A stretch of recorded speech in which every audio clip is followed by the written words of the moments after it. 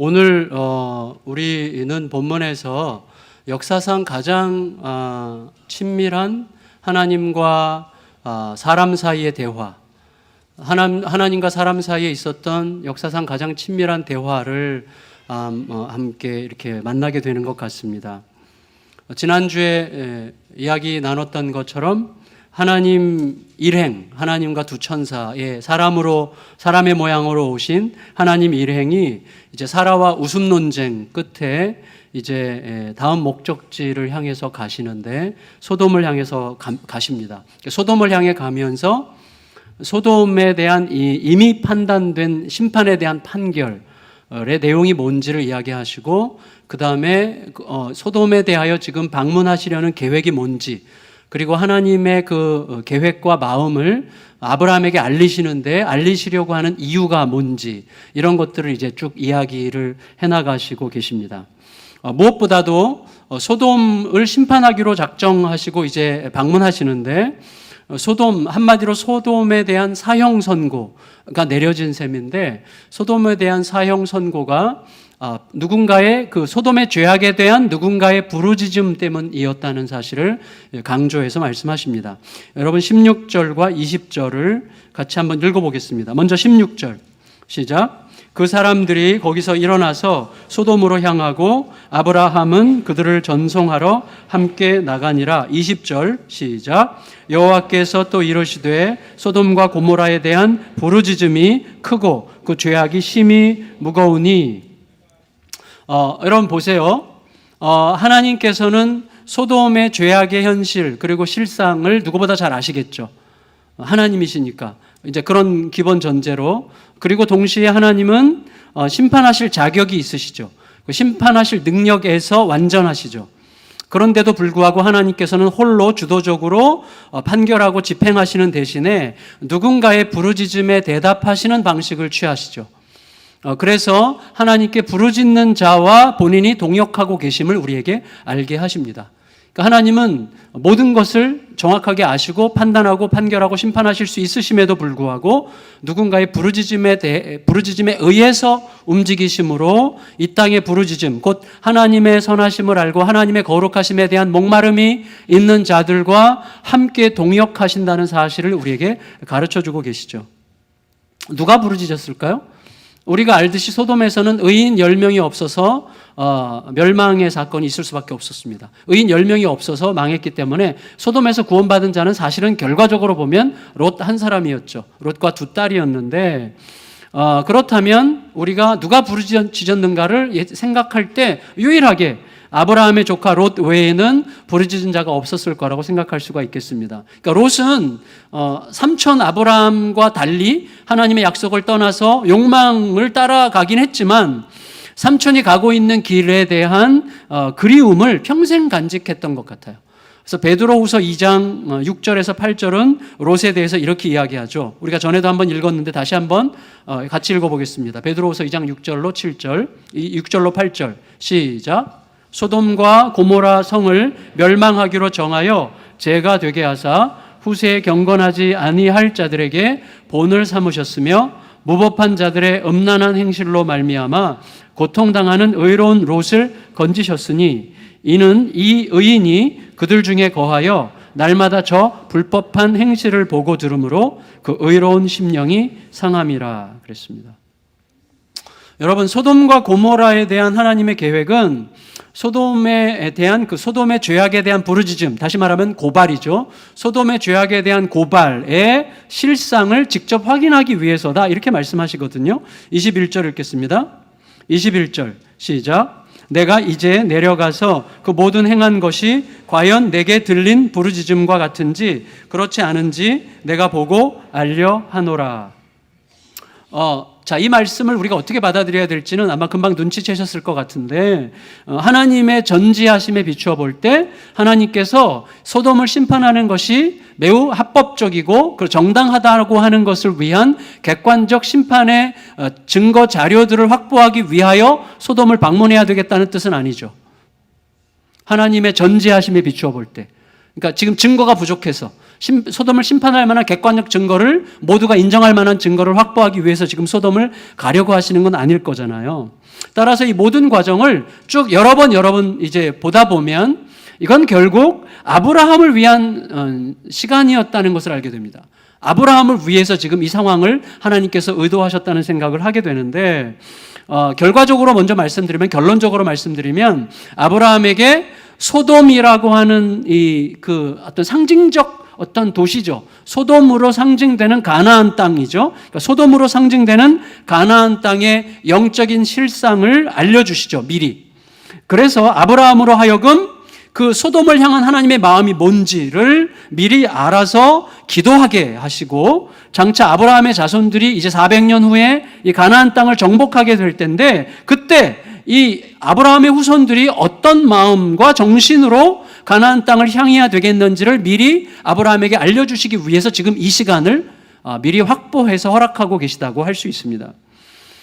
결과적으로 하나님의 마음은 심판이 아니라 구원이라고 하는 것을 아브라함에게 미리 알리려고 하시는 거죠. 생각해 보세요. 이미 소돔에 대한 심판은 확정됐습니다. 그래서 이미 심판이 확정된 소돔과 고모라에게 두 천사를 보내시는 것도 롯을 비롯해서 행여라도 구원받을 만한 자들을 찾기 위한 조치였다고 할 수가 있겠어요. 결국 하나님께서는요, 소돔을 심판하기 위해서가 아니라 이미 심판하기로 결정된 소돔에서 구원받을 자를 찾기 위해, 다시 말하면 심판의 코드가 아니라 구원의 코드로 소돔과 고모라를 향하고 계시고 아브라함에게 그 하나님의 마음을 보여주려고 하시는 것입니다. 그게 바로 하나님과 세상 간의 관계 실상이죠. 망할 세상에서 구원할 자를 모아 새로운 하나님의 나라를 창조하시는 하나님의 계획이죠. 우리가 하나님의 그 마음을 품고 세상으로 향해야 돼요. 세상으로 향하려고 할 때 이 더러운 세상, 불법적인 세상, 망해야 돼, 이런 식의 생각을 유치하게 말한다면 그렇게 할 수 있을지라도, 그렇게 할 때 내가 꽤 그 세상과 다른 의로운 편에 서서 할 수 있는 자가 아니라는 자기인식 속에서 세상에 대한 하나님의 긍휼의 마음으로 세상을 향해야 된다는 것을 지금 미리 보여주고 계시려는 거예요. 그 부분을 이제 좀 함께 설명해 보도록 하겠습니다. 그래서 아브라함에게 하나님께서는 자기 계획을 감출 이유가 없다는 것을 고백하세요. 내가 아브라함에게 이거 감출 수 없다. 17, 18절 읽겠습니다. 17절, 18절. 시작. 여호와께서 이르시되 숨기겠느냐? 아브라함은 강대한 나라가 되고 천하 만민은 그로 말미암아 복을 받게 될 것이 아니냐. 여러분, 이 부분을 좀 잘 생각해야 될 것 같은데요. 하나님께서 지금 내가 이거를 아브라함에게 숨기겠느냐? 말해줘야지. 아브라함과 내가 이렇게 친한데. 라는 뉘앙스인데, 사실은 하나님께서 아브라함에게 미리 알리시는 이유는 절친에게 미리 말하지 않았다가 나중에 알게 되면 관계가 상하고 삐질까봐 말해야 되겠다는 뜻은 아니죠. 그런 뜻이 아니에요. 이거죠. 이제 이후에 하나님께 설명하시는 내용을 보면 지금 아브라함에게 뭐라고 그러셨습니까? 아브라함은 강대한 나라가 되고 천하 만민은 그로 말미암아 복을 받게 될 것이 아니냐. 이게 핵심이에요. 아브라함이 삐질까봐 그런 게 아니라. 무슨 말이죠? 여러분, 세계를 향한 하나님의 계획이 뭐예요? 세계를 향한 하나님의 계획은 우리 자신을 보더라도 우리는 근본적으로 자기중심적이고 너무나 자기 만족적인 삶을 살려고 하기 때문에 세계는 죄로 망할 수밖에 없는 이 땅이죠. 그러니까 세계에 대한 하나님의 계획은 죄로 망할 수밖에 없는 이 땅에서 하나님에 대한 신뢰와 사랑과 신뢰, 하나님께서 창조 때, 제가 창세기 1장 나눌 때 우리가 그 말씀 많이 나눴죠. 세계에 대한 하나님의 창조의 세계에 심어두신 하나님의 질서, 세계가 돌아가게 만든 하나님의 어떤 그 기둥이죠. 세계가 돌아가게 만든 하나님의 질서와 체계는 뭐라 그랬어요? 사랑과 신뢰의 질서예요. 근데 그게 망가져 버렸죠, 온 세상에. 그러니까 이 망가진 세상에서 하나님에 대한 신뢰와 사랑으로 가득한 강대한 나라를 일으켜서 세계를 새롭게 하시는 게 하나님의 계획이죠. 그런데 그 일을 바로 아브라함을 시작으로 해서 하나님의 약속을 붙드는, 사랑과 신뢰로 붙드는 믿음의 사람들을 통해서 이루어갈 것이기 때문에 지금 그 하나님의 계획 속에서 아브라함에게 말할 수밖에 없다고 이야기하시는 것입니다. 따라서 아브라함은 약속을 선택했는데 소돔은 약속을 버리고 욕망을 선택한 역사죠. 그러니까 약속을 버리고 욕망을 선택한 역사 속에 있는 모든 소돔들을 향한 하나님의 마음을 분명히 알 필요가 있었기 때문에 미리 말씀하려고 하시는 것이죠. 그래서 이를 위해서 하나님께서는 자신이 다시금 새롭게 일으키실 그 나라의 기둥, 곧 그 나라의 헌법이 뭔지를 말씀하려고 하십니다. 그게 19절이라고 할 수 있겠어요? 19절 읽겠습니다. 시작. 내가 그로 그 자식과 권속에게 명하여 여호와의 도를 지켜 의와 공도를 행하게 하려고 그를 택하였나니 이는 나 여호와가 아브라함에게 대하여 말한 일을 이루려 함이니라.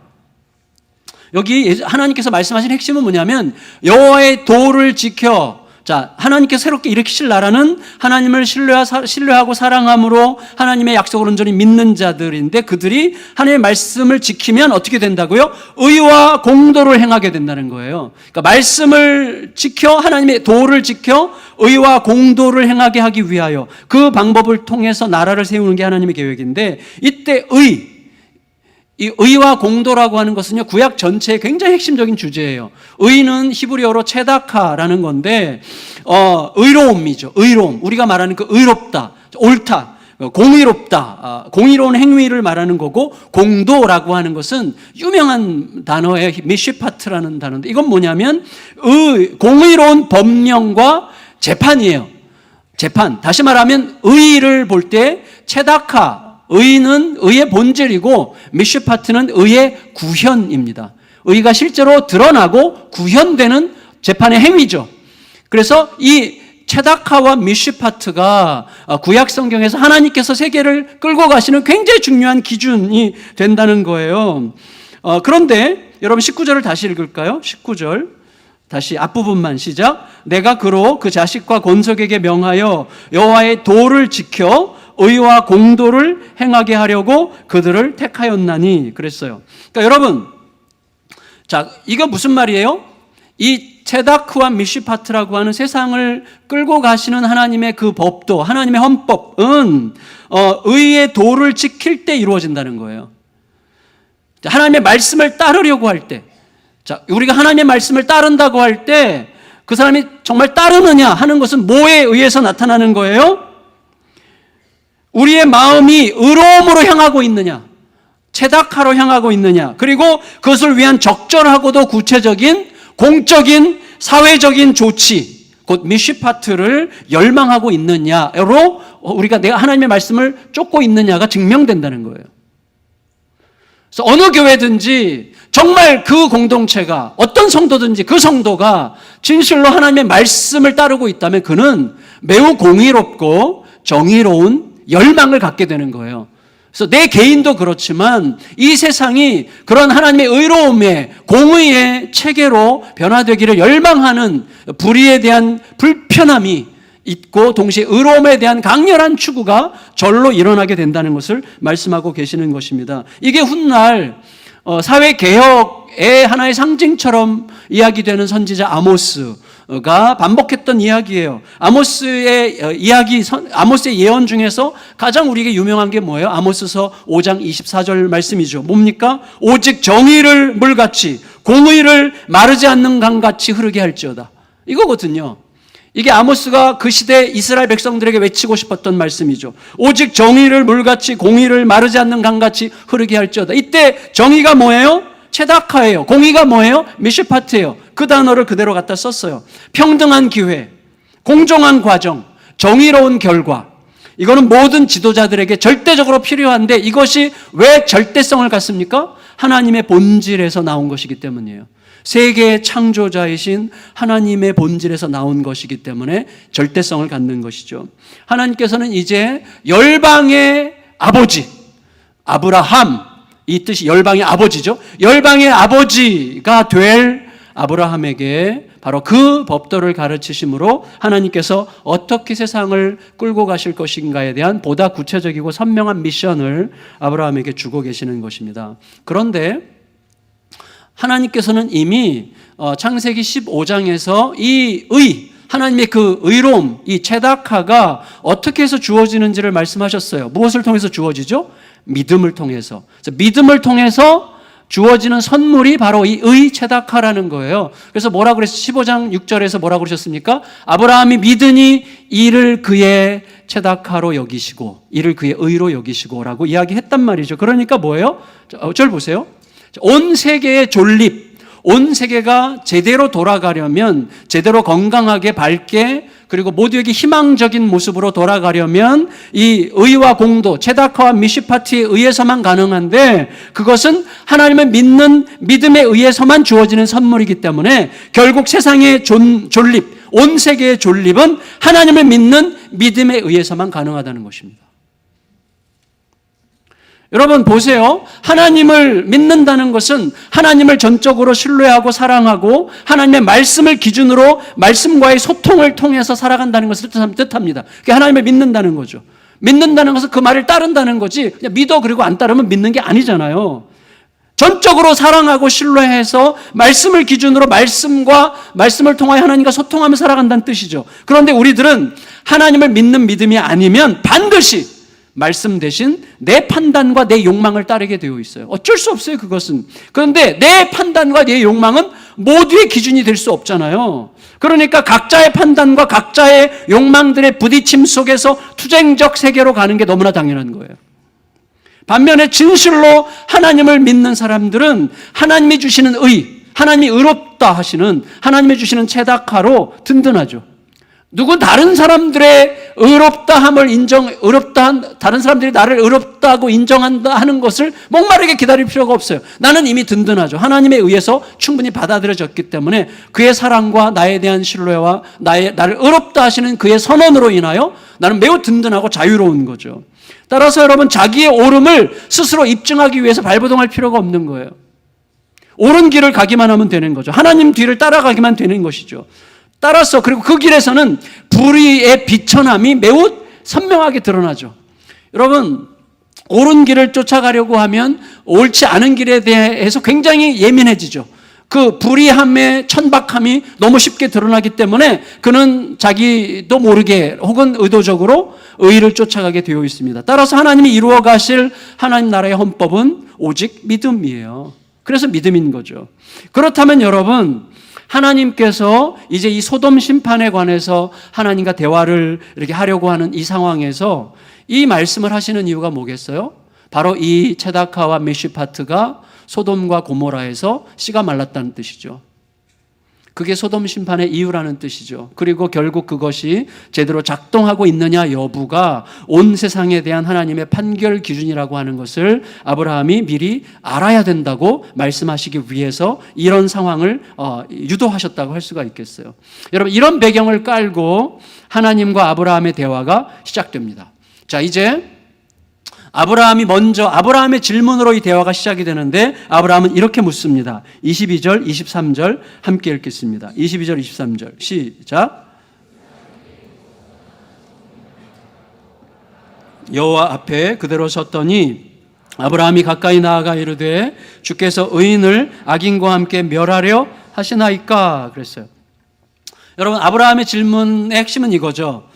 하나님이 의의 근원, ጼ다카의 근원이신 하나님께서는 이 ጼ다카를 붙든 자들까지도 ጼ다카를 저버린 자들과 함께 멸하려 하십니까? 이 말이죠. 만일에 소돔을 심판하려고 하는 계획이 저의 이런 질문에 제대로 대답할 수 없는 계획이라면 그 계획은 이미 하나님의 의와 공도를 스스로 저버린 계획이 아니겠습니까?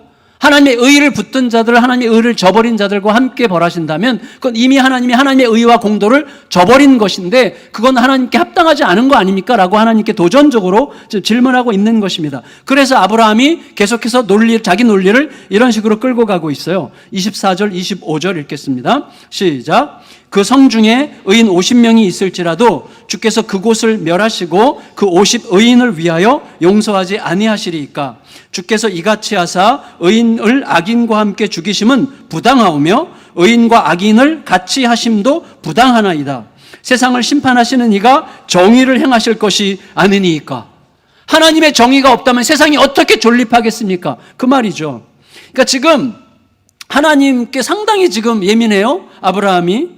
하나님의 소돔 심판 계획에 대한 아브라함의 반응은 굉장히 예민하고 때로는 당돌하기까지 하죠. 굉장히 대범하죠. 어떻게 이렇게 대범할까요? 사실은 아브라함의 이 하나님에 대한 질문이 이렇게 대범하기만 한 것은 아닙니다. 아브라함이 굉장히 겸손해요. 어떻게 알 수 있는가 하면 27절 한번 보실래요? 27절 읽어보겠습니다. 27절 시작. 아브라함이 대답하여 이르되 나는 티끌이나 재와 같사오니 감히 주께 죄와 같사오나 감히 죽게 아뢰나이다 그랬어요. 자, 아브라함은 사실 오래 기다렸죠. 하나님의 약속을 오래 기다렸죠. 기다리면서 그가 발견한 것은 하나님의 불신실함이 아니라 자신의 불신실함이었죠. 그가 그걸 발견했어요. 하나님의 때와 하나님의 방법을 기다릴 줄 모르는 내 때와 내 수준에 대한 고집을 발견하고 나의 불성실함이 문제였다는 사실을 발견하게 됐죠. 그래서 오랜 기다림의 시간 동안에 내 안에 믿음의 선한 것이 없다는 사실을 절실히 깨달았기 때문에 그는 아주 솔직하게 자기 인식을 하는 거예요. 나는 정말 보잘것없는 자입니다. 저에게 무슨 선한 것이 없습니다. 이렇게 고백하죠. 그런데도 굉장히 담대하게 기도하죠. 굉장히 하나님께 막 야단치듯이 이건 부당한 거 아니야! 막 이렇게 이제 하나님께 야단을 치는 듯이 이렇게 얘기를 하는데, 다시 말하면 이런 거죠. 아브라함은 지금 대단히 매우 담대하게 겸손하죠. 전에도 이거 몇 번 말씀드렸죠. 여러분, 우리는 이미 진리가 우리를 어떻게 담대하게 하고 어떻게 겸손하게 하는지를 여러 번 말씀을 드렸어요. 빛으로 임하는 진리는 우리의 삶을 아주 유니크한, 매우 독특한 캐릭터를 만들어요, 우리 안에. 진리를 추구하는 사람은 아주 독특한 캐릭터가 형성이 돼요. 어쩔 수 없이. 그게 뭐예요? 담대한 겸손함이라는 거예요. 담대한 겸손함. 진리는 빛이죠. 볼 수 없던 삶의 실체를 보게 하죠. 그래서 우리를 담대하게 하죠. 동시에 그 빛은 내 안에 있는 누추함과 초라한 존재의 현실을 더 세밀하게 들여다보게 함으로써 우리를 굉장히 겸손하게 하죠. 그래서 진리 앞에 선 자는 담대한 겸손함이라는 매우 독특한 성향을 갖게 되는 거예요. 그렇다면 아브라함은 지금 하나님의 진리 앞에 서 있는 게 분명하죠. 우리가 하나님을 향해서 매우 담대하게 기도드렸던 때는 언제죠? 하나님 앞에 내가 원하는 내 욕망을 마음껏 구하고 하나님께 달라고 막 강력하게 열망하며 청원할 때가 아니죠. 막 생떼를 쓸 때가 아니죠. 언제 우리가 담대하게 기도할 수 있습니까? 하나님의 약속의 근거로, 하나님의 성품을 근거로 하나님의 뜻을 이루라고 할 때에 담대할 수 있는 거죠.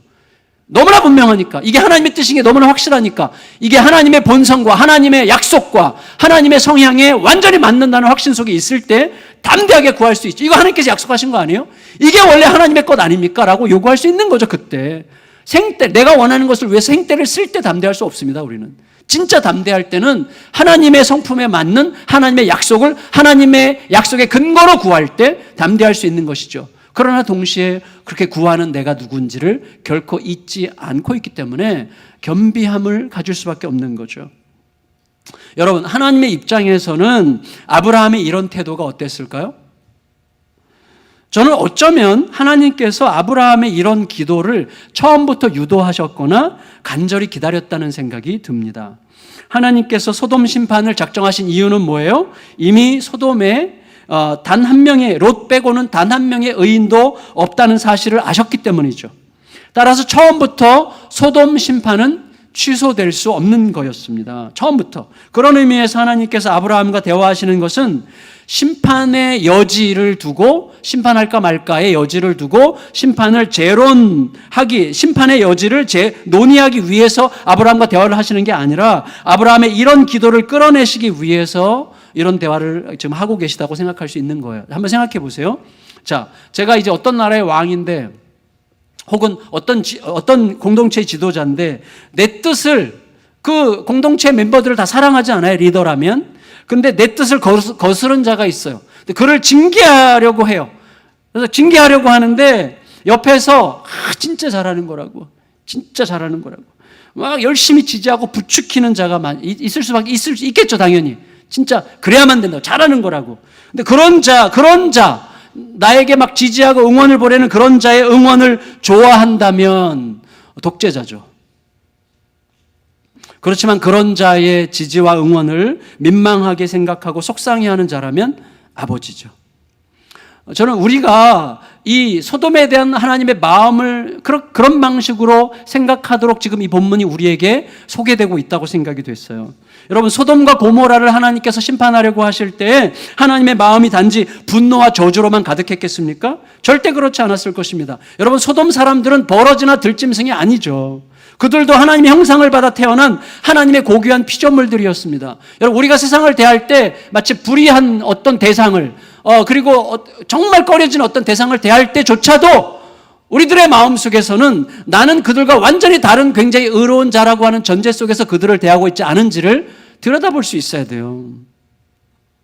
따라서 여러분, 그들에 대한 하나님의 심판에는 노아 홍수 때와 마찬가지로 고통과 아픔이 가득했을 거예요.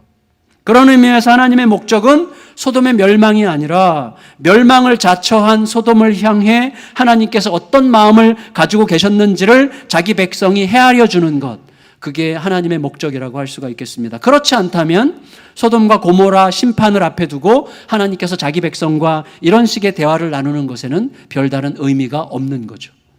그것이 아니라면.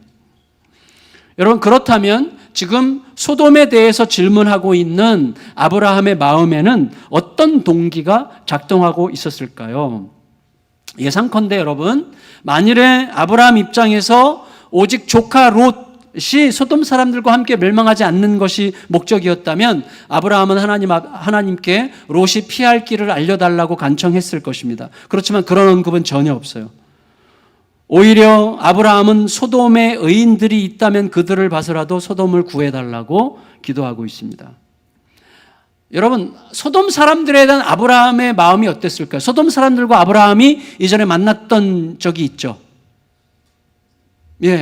아브라함이 그돌라오멜 군대 동방연합군이 쳐들어와서 소돔 사람들을 전부 다 잡아갈 때, 그때 조카 롯도 함께 잡혀갔을 때, 그때 아브라함이 쫓아가가지고 그 군대를 물리치고 모든 사람들을 다시 이렇게 데리고 왔잖아요. 다 이제 구출해가지고 살려왔잖아요. 그때 굉장히 먼 거리거든요. 그 먼 길을 소돔 사람들과 함께 돌아오는 과정에서 뭔가 깊은 어떤 사귐이라는 표현이 가능할까요? 길고 험난하고 행복한 여정이죠. 살아서 돌아오는 여정. 그래서 그때 그들에 대한 어떤 애정이 아브라함의 마음 어느 한켠에 깊이 남아 있었을 가능성도 있을 거라고 생각이 됩니다. 당연히 조카 롯에 대한 애정은 아브라함 마음 깊은 곳에 아직 남아 있었겠죠. 물론 나중에 보면 아브라함과 조카 롯이 약간 사이가 이렇게 약간 틀어져 있는 것 같은 느낌은 들어요. 왜냐하면 롯이 소돔에서 겨우 빠져나와가지고 간신히 목숨만 건졌잖아요. 아무것도 없이 나왔잖아요. 그때 자기 삼촌을 찾지 않아요. 산으로 가죠, 산으로. 그리고 아브라함도 자기 조카 롯이 나온 걸 알았을 텐데 롯을 다시 만나지 않죠. 아브라함도 사람인지라 아마 그랬는지 모르겠지만 하여튼 뭔가 거기 있겠죠. 뭔가 두 사람 사이의 관계에 약간 좀 소원한 느낌을 느낄 수 있어요. 하지만 그럼에도 불구하고 지금 본문에서 아브라함은 소돔에 대한 하나님 심판에 대해서 재론의 여지를 거론하면서 하나님과의 대화를 이끌어가죠. 자, 이 유명한 대화, 하나님과 아브라함 사이의 유명한 대화에서 아브라함은 소돔에서 의를 품은 자, 체다카를 품은 자 50명을 찾는 경우에 소돔 심판 취소 여건이 될 수 있겠느냐라고 하나님께 묻습니다. 소돔 심판을 취소하실 수 있겠습니까? 의인 50명을 찾는다면. 그랬더니 하나님께서 당연히 그렇다라고 이야기하십니다. 그리고 나서 우리가 알듯이 그 숫자가 40여 명에서 40명으로, 30명으로, 20명에서 10명으로 줄어들죠. 하나님은 10명만 찾더라도 소돔 심판 계획을 취소하겠다고 말씀하십니다. 자, 그 내용 우리가 잘 알고 있지만 한번 같이 읽어보겠습니다. 26절에서 32절까지 읽겠습니다. 같이 시작. 여호와께서 이르시되 내가 만일 소돔 성읍 가운데에서 의인 50명을 찾으면 그들을 위하여 온 지역을 용서하리라. 아브라함이 대답하여 이르되 나는 티끌이나 재와 같사오나 감히 주께 아뢰나이다. 50의인 중에 5명이 부족하다면 그 5명이 부족함으로 말미암아 온 성읍을 멸하시리이까? 이르시되 내가 거기서 45명을 찾으면 멸하지 아니하리라. 아브라함이 또 아뢰어 이르되 거기서 40명을 찾으시면 어찌하려 하시나이까? 이르시되 40명으로 말미암아 멸하지 아니하리라. 아브라함이 이르되 내 주여 노하지 마시옵고 말씀하게 하옵소서. 거기서 30명을 찾으시면 어찌하려 하시나이까? 이르시되 내가 거기서 30명을 찾으면 그리하지 아니하리라. 아브라함이 또 이르되 내가 감히 내 주께 아뢰나이다. 거기서 20명을 찾으시면 어찌하려 하시나이까? 이르시되 내가 20명으로 말미암아 그리하지 아니하리라. 아브라함이 또 이르되 주는 노하지 마옵소서. 내가 이번만 더 아뢰리이다. 거기서 10명을 찾으시면 어찌하려 하시나이까? 이르시되 내가 10명으로 말미암아 멸하지 아니하리라. 아브라함도 이상하고 하나님도 이상하고. 여러분, 이 대화에서 굉장히 중요한 건 뭐예요? 하나님께서 마지못해 양보하시는 양상이 아니라는 거죠. 하나님 매우 기꺼이 대답하시죠. 그리고 그 과정에서 아브라함은 매우 중대한 사실을 깨달았던 게 분명합니다. 뭐냐면 아브라함은요, 더 질문하고 싶었을 거예요. 만일에 의인 5명을 찾으면 어떻게 하시겠습니까? 라고 질문하고 싶었을 게 분명해요. 나중에 천국 가서 물어보세요. 어떻게 알았어? 그럴 것 같아요. 근데 여러분, 그거 여쭙고 싶었겠지만 그 질문에 대한 하나님의 대답을 이미 알고 있기 때문에 묻지 않은 거죠. 하나님께서 뭐라고 하셨겠어요? 그렇다. 5명 찾아도 내가 구하겠다. 이렇게 말씀하셨을 가능성이 있어요. 그런데 왜 더 이상 여쭙지 않았죠? 의인 5명을 찾을 가능성이 없다고 확신했기 때문이죠. 소돔에서. 여러분, 그렇다면 이런 거라고 생각해요. 어떤 공동체가 집단적인 심판을 당하는 가능성이 있다면 어떤 공동체든지 집단적 무슨 엄청난 화산 폭발로 망한 어떤 폼페이 그 도시 같은 것처럼 어떤 그 집단적인 심판이 있을 경우에 그걸 면할 수 있으려면 이 본문에 근거하면 그 공동체를 지탱하는 이 소위 의와 공도, 체다카와 미시파트를 따르는 최소한의 집단 혹은 작은 단위의 공동체라도 있어야 된다는 생각을 자연스럽게 할 수 있죠. 그럼 몇 명일까요? 알 수 없죠. 어떻게 압니까, 우리가? 하지만 힌트를 우리가 받는다면 마태복음 18장에서 예수님께서 뭐라고 말씀하셨어요? 2-3사람. 단 2-3사람이라도 예수 이름이 그들의 삶 전부라는 사실을 알고 사는 자들이 있다면 예수님 자신이 그들 가운데 계시면서 그들의 기도가 하늘의 문을 열고 닫는 권세로 작동하게 하겠다라고 예수님은 약속하셨어요. 따라서 예수님은 우리 안에 단 2-3사람만이라도 진실로 예수님을 따르는 자가 있는 한 회복의 여지가 충분한 거라고 기대할 수 있게 하신 거죠. 여러분, 결국 이렇게 하나님과 아브라함 사이의 대화는 종료됐습니다. 그리고 이제 하나님은 떠나가셨어요. 마지막 33절 읽고 말씀을 정돈하겠습니다. 33절 시작. 그래서 아브라함과 말씀을 마치시고 가시니 아브라함도 자기 곳으로 돌아갔더라.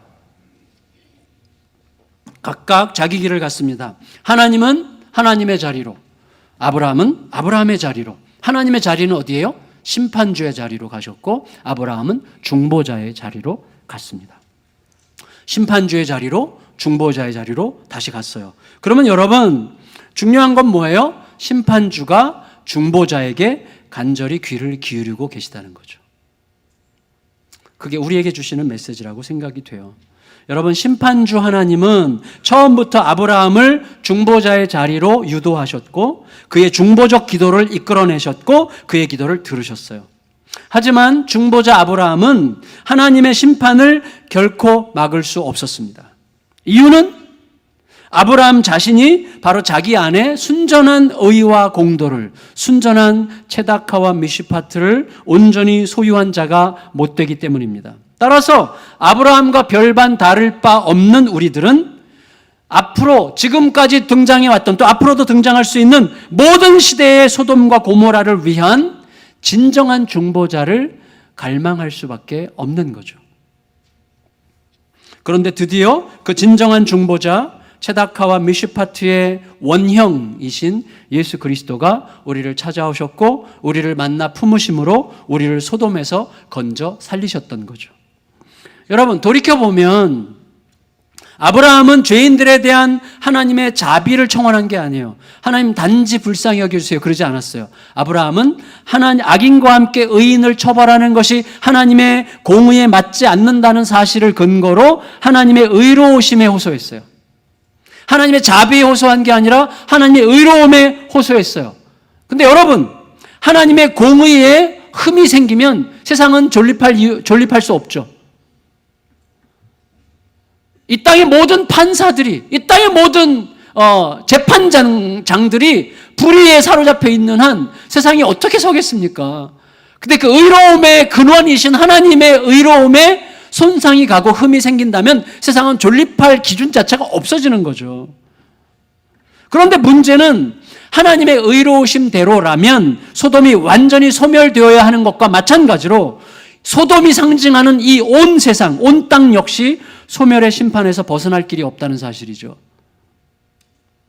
결국 우리도 하나님의 의로우심을 호소할 때가 더러 있지만, 여러분, 하나님의 의로우심을 호소할수록 하나님의 의로우심 앞에서 가장 두려워해야 될 자는 하나님의 의로우심을 호소하고 있는 바로 나 자신이라는 사실을 결국은 깨닫게 됩니다. 결국은 깨닫게 돼요.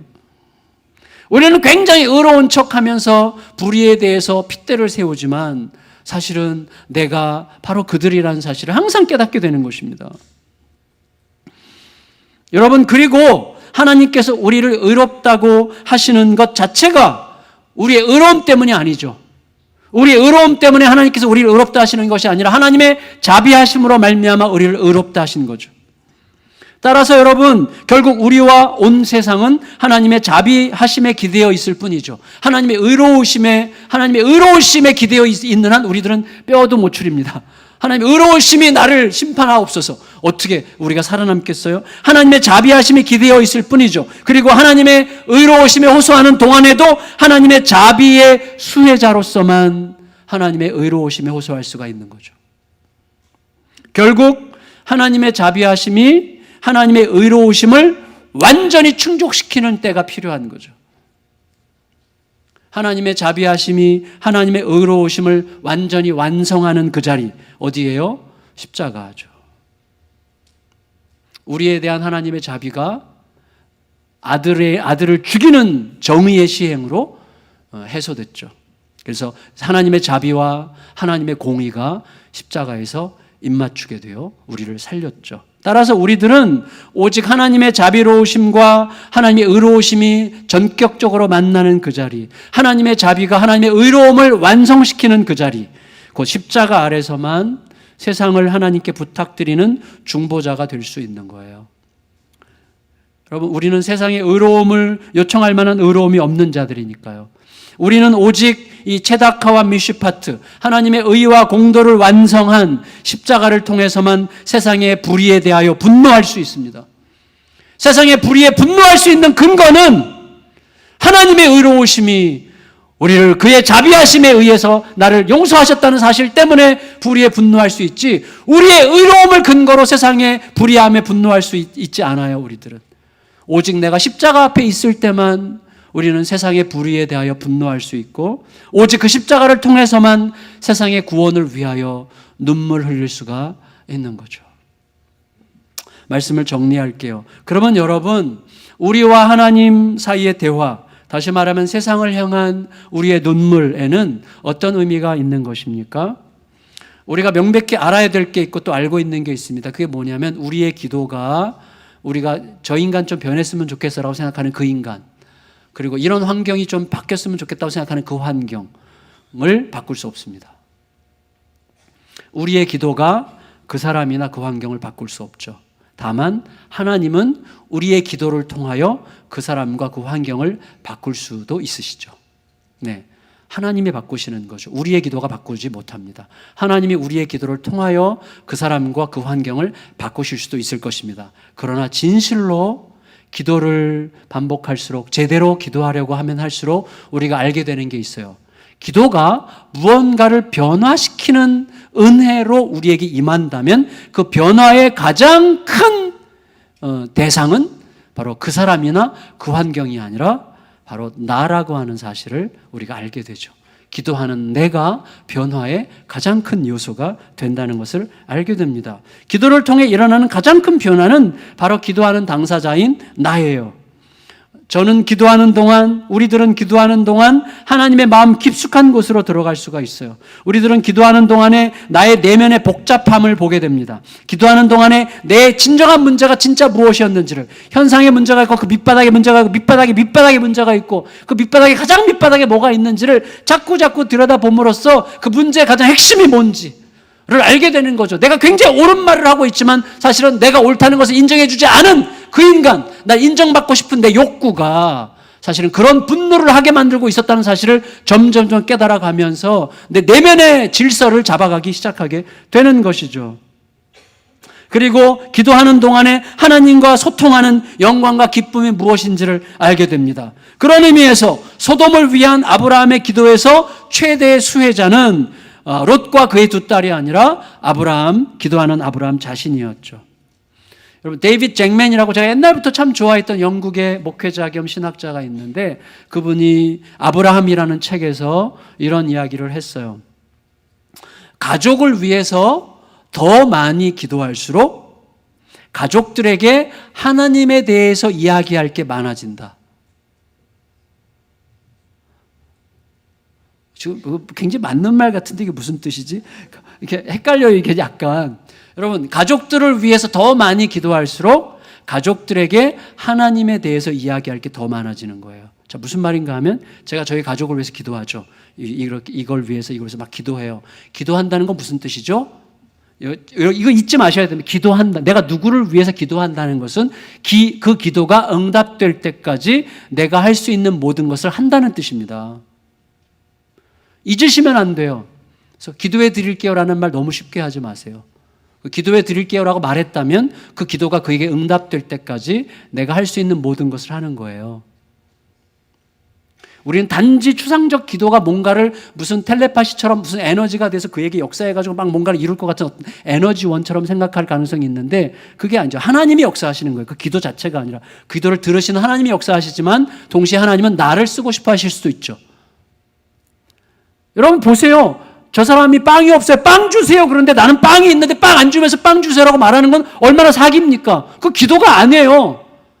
저 사람에게 빵이 없어요. 빵을 주세요. 그러면 빵을 내가 주면서 기도하는 게 기도죠. 맞지 않습니까? 그거 기도예요. 기도는 행동이에요. 그런 의미에서.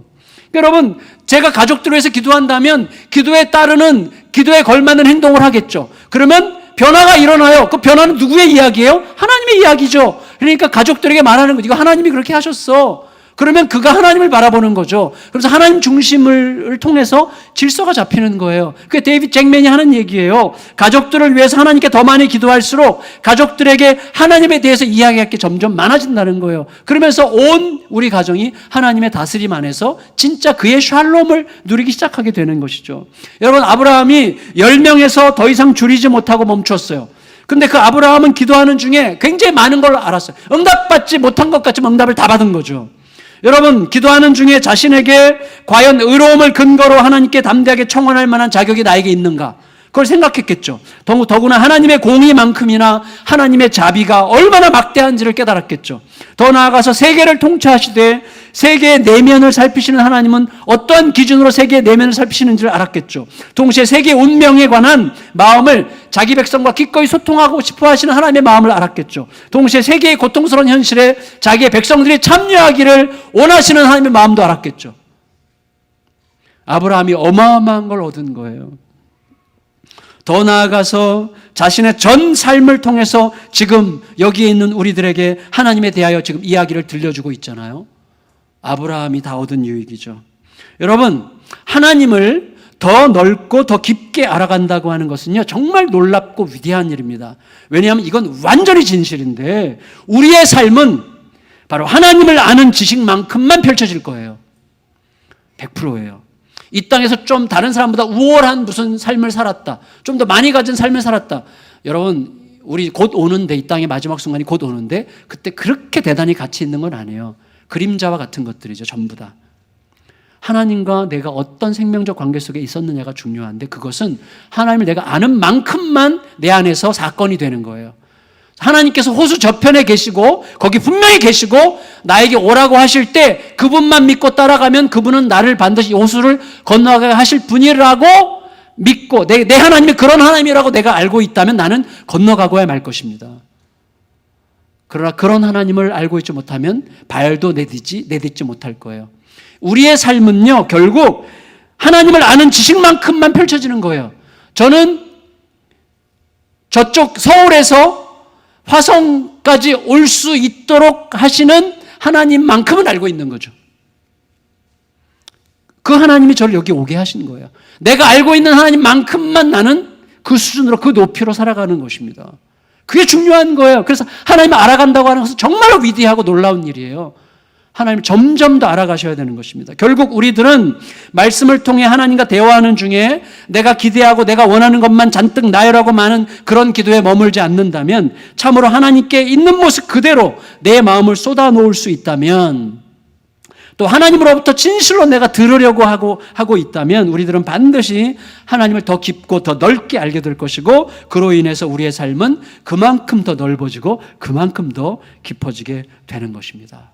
어제 우리 목자 수련회 그저께랑 어제 했는데, 어제 오전에 이제 특강 강사로 오셨던 정재준 장로님이라고 계세요. 저랑은 아주 제가 안산동산교회 부교육자로 있을 때 친밀하게 지냈던 장로님이신데, 이 장로님이 저는 정말 멋있는 분이었어요. 진짜 멋있는 분. 지금도 참 멋있는 분인데, 그분이 인생 최대의 위기를 그때 겪으셨는데 참 정말 엄청난 위기였어요. 회복이 거의 불가능한 위기였는데, 그때부터 이분이 하나님을 새롭게 알아가기 시작했어요. 그리고 하나님을 알아가는 만큼 그 하나님께 끝없이 질문을 했어요. 어떻게 할까요? 이 상황에서 어떻게 할까요? 이분이 큰 장례식장도 운영하고, 그 다음에 안산에서 아마 제가 볼 땐 제일 잘 나가는 법무사 사무실을 운영하고 계셨는데, 그런 게 그렇게 중요하지 않기 시작했어요. 그리고 하나님과의 관계 속에서 질문하면서 살아가고 있는데, 지금은 이분이 스리랑카에 어떤 기술 대학을 세우고, 그 다음에 그 NGO, 그 파트너스라는 NGO 대표하면서, 또 지금 뭐 그건 직원들에게 맡기고 하는데, 이전과 상상할 수 없는 어마어마한 삶을 살기 시작했는데, 하나밖에 없어요. 하루하루 하나님께 질문하고 하나님을 알아가고, 알아가는 만큼 하나님 앞에 나를 드리는 이런 삶을 하루하루 반복한 것 뿐이에요. 그게 진짜예요. 진짜. 지난 10년 동안 어마어마한 변화가 일어났죠. 들음과 적용하며 순종하고 확인하고 확장해가는 거죠. 그게 우리들의 삶이에요. 여러분, 그렇게 사는 삶은요, 지루할 틈이 없어요. 왜냐하면 매일 아침, 오늘 아침 저도 마찬가지예요. 오늘 아침에도 말씀을 묵상하면서 오늘 제가 만나게 될 성도들과 함께, 오늘 가족들과 함께, 오늘 제가 만남의 영역이 그렇게 많지 않잖아요. 내가 만나는 사람들에게 어떤 마음과 어떻게 할 것인가, 그리고 NIBC 친구들이 오늘 가는데 그 친구들에게 무슨 말을 해줄 건가, 이런 것들을 큐티하면서 적용하고 그들에게 실천을 하는 거예요. 그때마다 하나님의 사건들을 보는 거죠. 굉장히 익사이팅해요. 하루하루가 매우 흥미롭죠. 물론 약간 여기 사탕 발림도 했어요. 늘 그런 건 아니죠. 그렇지만 여러분, 삶은 그렇게 지루하지 않습니다. 하루하루가 하나님의 말씀과 함께 걸어가는 삶은 우리가 생각하는 것보다 훨씬 더 익사이팅하고 멋있죠. 말씀을 마칠게요. 여러분, 우리 모두가 다, 저와 여러분들 모두가 다 하나님과의 그런 지속적이고 깊은 살아있는 대화 속에서 그런 깊은 은혜의 삶을 누리고, 그래서 우리의 삶이 더 깊어지고 더 확장되고, 또 우리가 생각지도 못했던 삶의 자리로 날마다 점점 더 들어가는 은혜가 우리 모두에게 펼쳐지게 되기를 예수님의 이름으로 축원합니다. 축원합니다.